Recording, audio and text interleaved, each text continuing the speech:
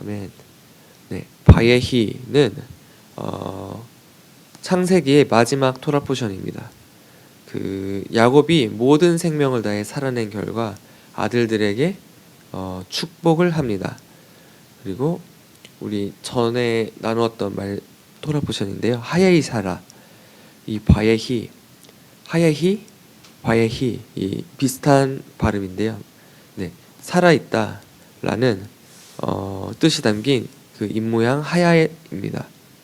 사라의 삶에 의해서 아브라함이 가나안 땅에 정착하는 일이 시작됩니다. 언약의 씨앗이 그 가나안 땅에 심기우고 아브라함의 후손이 사라의 그 작은 무덤에 묻혀 그 땅으로 말미암아 언약을 회복하고 그 에덴의 입구를 회복하는 소망을 가지게 되는 것입니다. 또 우리는 지금 창세기의 마지막 바예히 사라의 마지막 그 하야의 사라의 이야기를 나눴습니다. 토라의 가장 마지막은 베조트 하브라카입니다. 그 바라크, 그 축복하다라는 뜻. 그러니까 마지막 토라 포션 베조트 하브라카, 바라크. 이 축복함이 이러하니라라는 장입니다. 모세도 자신이 가나안 땅에 들어가기 전에 이 백성들을 축복합니다. 자신이 그 가나안 땅에 들어가지 못하는 상황에서도 여호수아를 담대하게 세우고 자신의 언약과 그 여호수아의 언약을 이 한 세 사람의 언약으로 묶고 그 후손을 축복하는 일을 모세는 하고 있습니다. 모세가 그 생명의 가장 마지막 순간에 축복을 합니다. 네, 그리스도인의 가장 마지막 순간에는 축복함이 있습니다. 예수님의 그 40일간 금식 후에는 그러니까 그 공생애가 시작되었습니다. 그리스도인의 완성은 40일간의 금식입니다. 그 40은 완전함을 뜻하는데요. 그 완전한 죽음으로 하나님 앞에서 온전한 삶을 살아낸 예수님은 이스라엘 백성들을 구원하는 공생애가 시작합니다. 사흘 또 3일 이것 또한 완전한 숫자입니다. 그 완전한 죽음을 경험하고 그것을 이겨내신 예수님은 또 부활하셔서 40일 동안 제자들을 깨우러 다니십니다.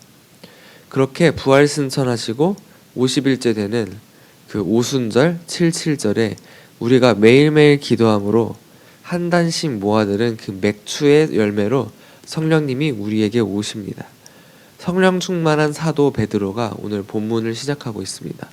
베드로전서 1장 1절인데요. 예수 그리스도의 사도 베드로는 본도 갈라디아 갑바도기아 아시아와 비두니아에 흩어진 나그네 곧 하나님의 위리하심을 따라 성령이 거룩하게 하심으로 순종함과 예수 그리스도의 피 뿌림을 얻기 위하여 택하심을 받으려게 편지하노니 은혜와 평강이 너희에게 더욱 많을지로다.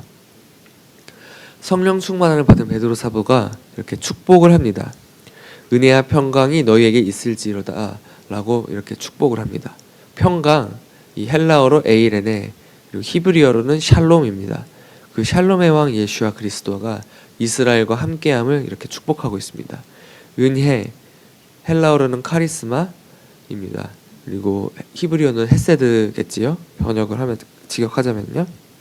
하나님의 선물이 교회와 함께함을 사도 베드로는 축복하면서 이렇게 시작합니다. 베드로뿐만 아니라 영적으로 세우심을 받은 사도 바울의 편지에도 똑같이 시작합니다. 빌립보서 1장 2절 이렇게 사도 바울의 옥중 서신인데요. 하나님 우리 아버지와 주 예수 그리스도로부터 은혜와 평강이 너희에게 있을지어다라고 바울도 이렇게 편지하면서 축복하고 있습니다. 빌립보서는 심지어 옥중 서신입니다. 빌립보 교회는 로마인들이 비중이 높았던 교회로 그 로마인들 입장에서는 자신의 직장 3사가 그 교회에 가장 살아나는 사람, 그러니까 사도 바울을 옥에 가둔 이런 혼란스러운 상황입니다. 바울은 바예히 하면서 그들을 축복하면서 질서를 세웁니다. 세상의 하이어라키였다면, 세상의 질서였다면 아마 바울은 자신을 구해달라고 이렇게 편지를 했겠죠. 도와달라고 이렇게 했겠지만은 세상의 질서, 세상의 우선순위와는 다른 이 하나님 질서 위에서는 그 어떤 순간에서도 감사와 기도와 기쁨을 멈추지 않습니다. 이렇게 바울은 성도들을 소망하면서 축복합니다. 이것이 바로 하나님의 뜻입니다. 네, 본문의 베드로는 우리 주 예수 그리스도의 하나님 아버지를 찬송하리로다 라고 말합니다. 또 그의 많으신 긍휼대로 예수 그리스도를 죽은 자 가운데서 부활하게 하심으로 말미암아 우리를 거듭나게 하사 산 소망이 있게 하시며. 베드로는 예수님의 수제자였습니다. 그리고 예수님을 배신한 인물로 그 은혜와 그 타락의 갭이 가장 큰 인물입니다. 그는 예수님의 부활 말씀을 직접 들었음에도 예수님의 죽음의 절망 앞에서 그 신뢰를 저버린 인물입니다. 하지만 예수님께서 그 사흘의 완전한 죽음 후에 부활 소망함으로 찾아오셔서 40일간 베드로를 또 완전한 회복으로 회복시키셨습니다. 그런 베드로가 예수님을 보고 얼마나 위로받았겠습니까? 그 베드로에게 직접 말씀하십니다. 나를 사랑하느냐라고 말씀하십니다. 예수님께서 그 신적인 권위로 나를 사랑하냐고 이렇게 베드로에게 묻는 것입니다. 예수님은 모든 것을 다 아시는 분이므로 사실 이 베드로의 마음속에 죄책감을 보셨습니다. 베드로는 예수님과 같은 사랑을 사실 할 수는 없습니다.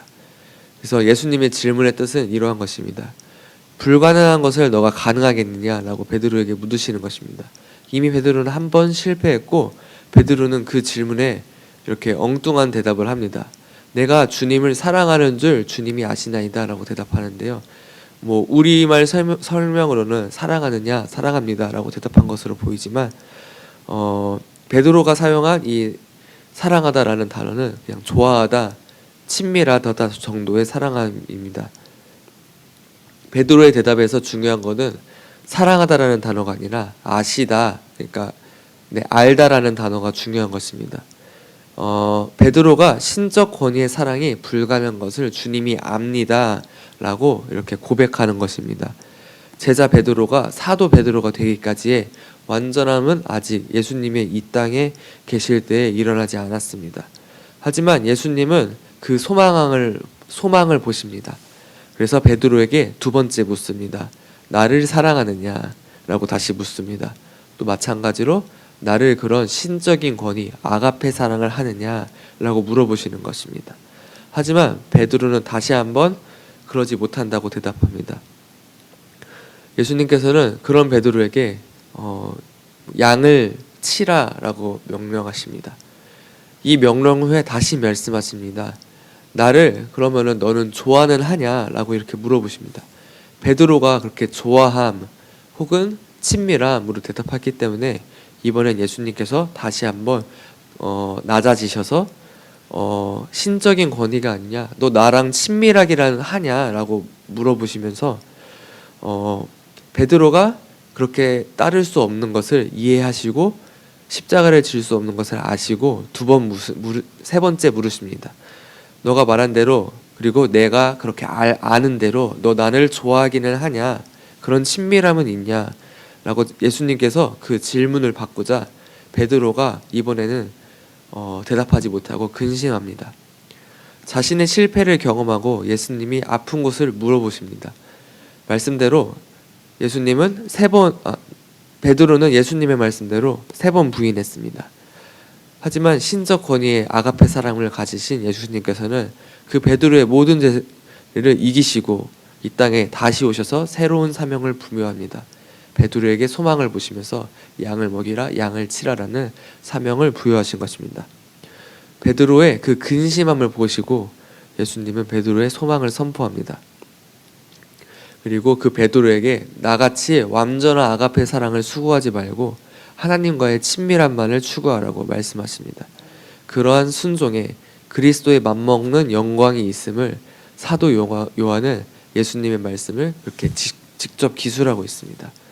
사도 베드로는 예수님께 직접 은혜를 경험한 자입니다.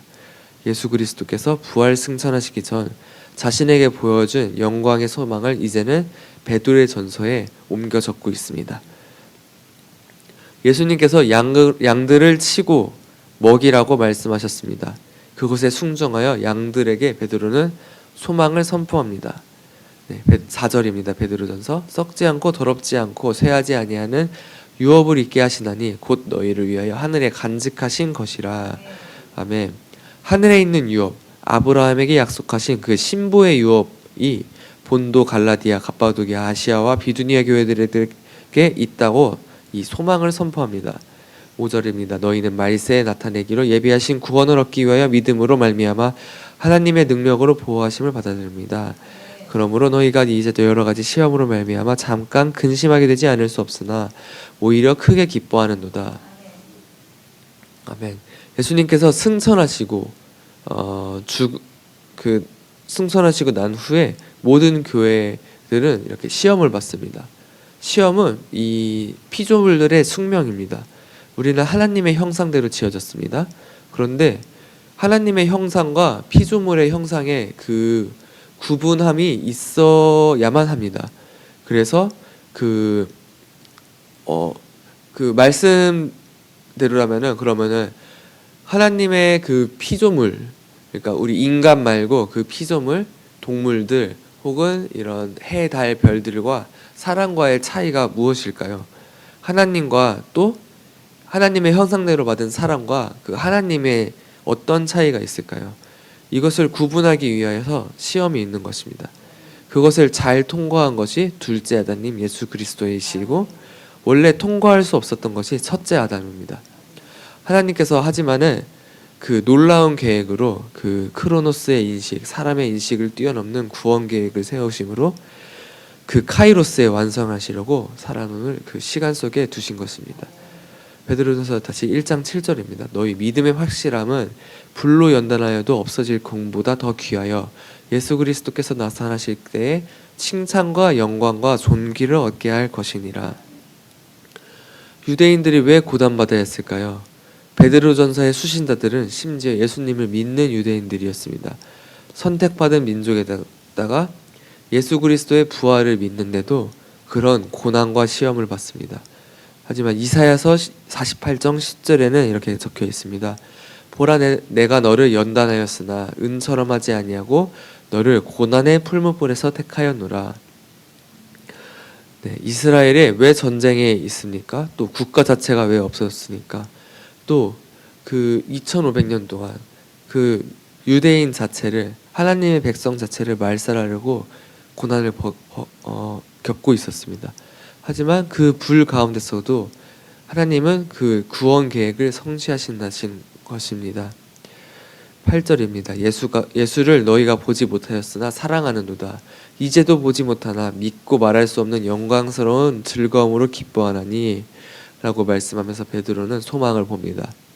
이스라엘의 회복 혹은 유대인의 구원 혹은 한세 사람 혹은 보편 교회의 부흥, 우리는 이런 눈에 보이는 것들을 하나님 나라라고 생각하기 쉽습니다. 하지만 하나님 나라라고 이렇게 생각하기 쉽습니다. 성경을 본따 만든 여러 가지 이념과 여러 가지 성경적 가치관들, 교리들, 율법들, 이것들을 하나님 나라라고 생각하기 쉽습니다. 물론 그런 사명에 따라 부르심에 순종하는 이들도 있습니다. 하지만 베드로가 말하는 하나님 나라는 그런 것이 아닙니다. 왜냐하면 베드로 자신도 그렇게 생각했었기 때문입니다.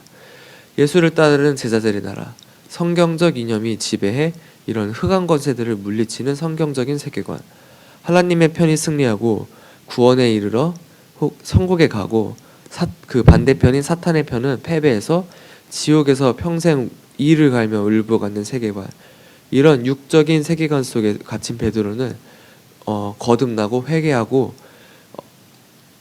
충분하게 사역을 하면서 다시 깨닫습니다. 그래서 이것이 하나님 나라가 아니라 소망을 보고 기쁨으로 축복하는 것이 하나님 나라임을 베드로는 기쁨으로 말합니다. 그래서 마지막 절입니다.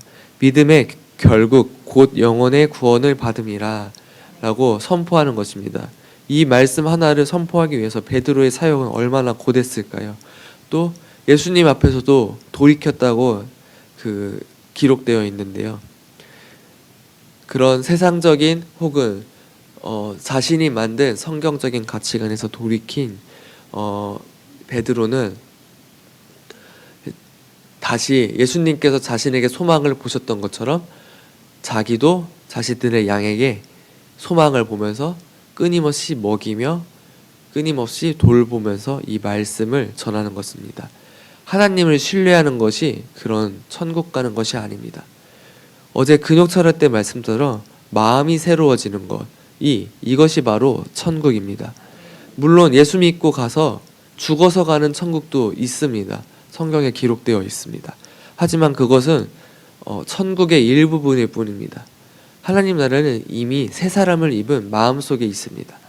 베드로는 자신의 양들이 자기 자신, 그 자신의 과거처럼 다른 사람들과 비교하고 옳은 삶을 살기 위해서 발버둥 치는 것을 원하지 않았습니다. 그리고 베드로는 그 하나님 나라를 이루기 위해서 직접 칼을 뽑아서 시위하거나 하는 것을 베드로는 원치 않았습니다.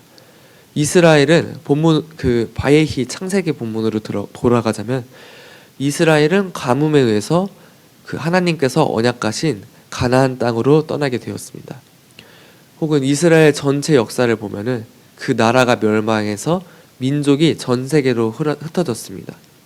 또 현대 이스라엘을 보면은 그 DNA 속에 새겨진 하나님의 백성, 그 하나님의 말씀이 그 유전자 속에 있다는 것으로 그 이유만으로 반유대주의가 행보했고 민족 말상 정책에 의해서 고난받았습니다.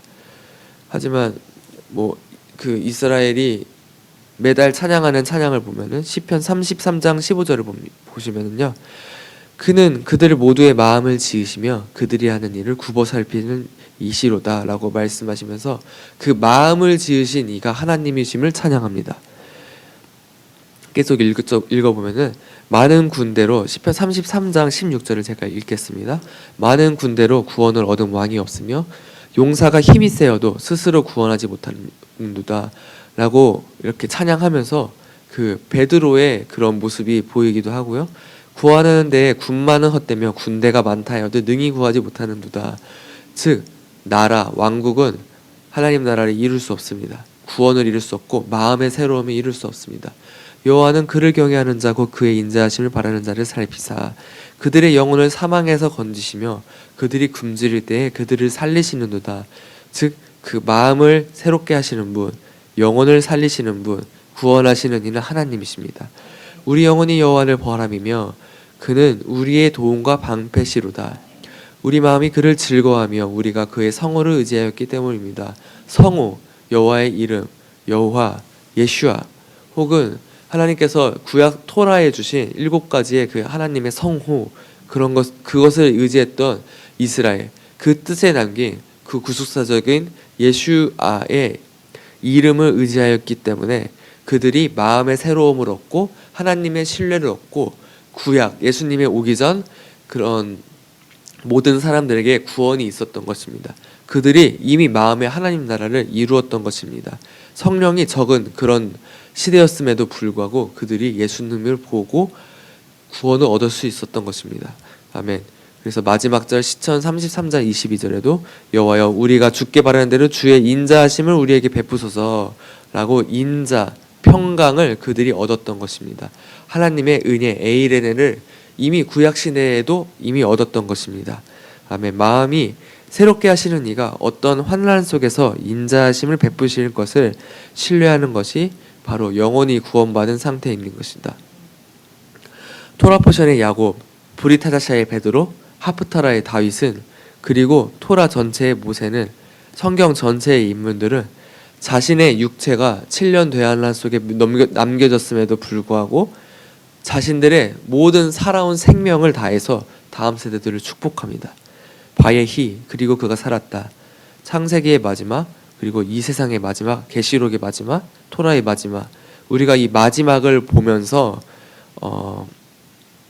새로운 해를 맞이하면서 뭔가 소망을 하고 있는데요. 우리가 어떤 것을 소망해야 할까? 한 해를 소망하는 것이 아니라 우리는 이 바예히 말씀대로 다음 세대의 소망을 봐야 될 줄을 믿습니다. 이 택함 받은 백성이 살아가는 방식은 소망을 바라봄으로 새롭게 창조될 것을 축복하는 것입니다. 내 자신의 목표, 내 자신의 그런 소망을 목표하는 것이 아니라 이렇게 새롭게 창조될 것을 그런 다음 세대를 소망하면서 축복하는 것이 바로 이 창세기의 마지막을 살아가고 있는 우리가 지금 한 주간 해야 될 것입니다.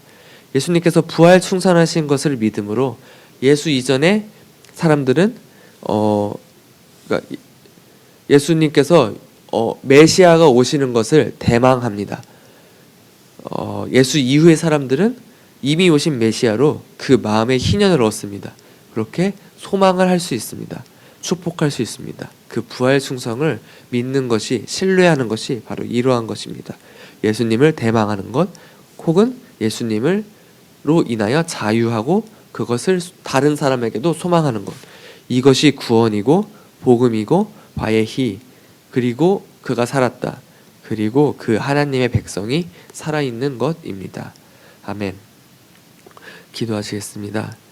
하나님 아버지 감사합니다. 하나님, 오늘 바예히 말씀을 읽으면서 주님, 하나님의 백성이 살아가는 법이 이러한 것임을 알았습니다. 하나님, 우리가 하나님의 말씀을 이렇게 순종하기 위해서 우리가 뭔가 실천을 함에 있어서 강조를 했다면 주님, 오늘 이 시간 회개하기 원합니다. 주님, 예수께서 우리에게 실천하셨던 것은 40일간의 온전인 죽음이었습니다. 그리고 그가 그 죽음을 이겨내시고 또 그 인간의 시험을 이겨내시고 그 온전한 토라의 순종, 율법의 순종을 하시고 우리에게 3년간 공생애 하셨습니다. 그냥 우리와 사시고 우리를 축복하셨습니다. 우리에게 있는 하나님 나라를 보셨습니다. 그러자 그들의 안에, 이스라엘의 안에, 교회 안에, 이방인들과 그 유대인 안에 그 마음이 새롭게 지어짐을 보았습니다. 그러자 육체도 우연히 회복된 것을 보았습니다. 우리가 그 육체만을 바라보는 것이 아니라 우리도 베드로처럼, 모세처럼, 다윗처럼 그 온전한 그리스도의 삶을 살아내고 온전한 죽음을 이뤄 그 다음 세대를 축복하기를 원합니다. 베드로가 영광된 죽음을 얻었던 것처럼 주님, 우리도 이 시대에, 마지막 시대에 주님 온전한 죽음을 얻어 온전한 환난을 겪어 그들에게 그런 부활 생명의 소망을 보고 축복하기를 원합니다. 오늘, 그리고 이 한 주, 그리고 이 토라의 평생의 반복, 그 카이로스의 주님이 오실 시간까지 우리가 축복하길 원합니다. 축복함이 이러하니라. 감사드리며 예수님의 이름으로 기도드렸습니다. 아멘. 주님 가르쳐 주신 기도로 예배 마치겠습니다. 하늘에 계신 우리 아버지여, 이름이 거룩히 여김을 받으시오며 나라에 임하시며 뜻이 하늘에서 이루어진 것 같이 땅에서도 이루어지이다. 오늘날 우리에게 일용할 양식을 주옵시고 우리가 우리에게 죄 지은 자를 사하여 준 것 같이 우리 죄를 사하여 주옵시고 우리를 시험에 들게 하지 마옵시고 다만 악에서 구하옵소서.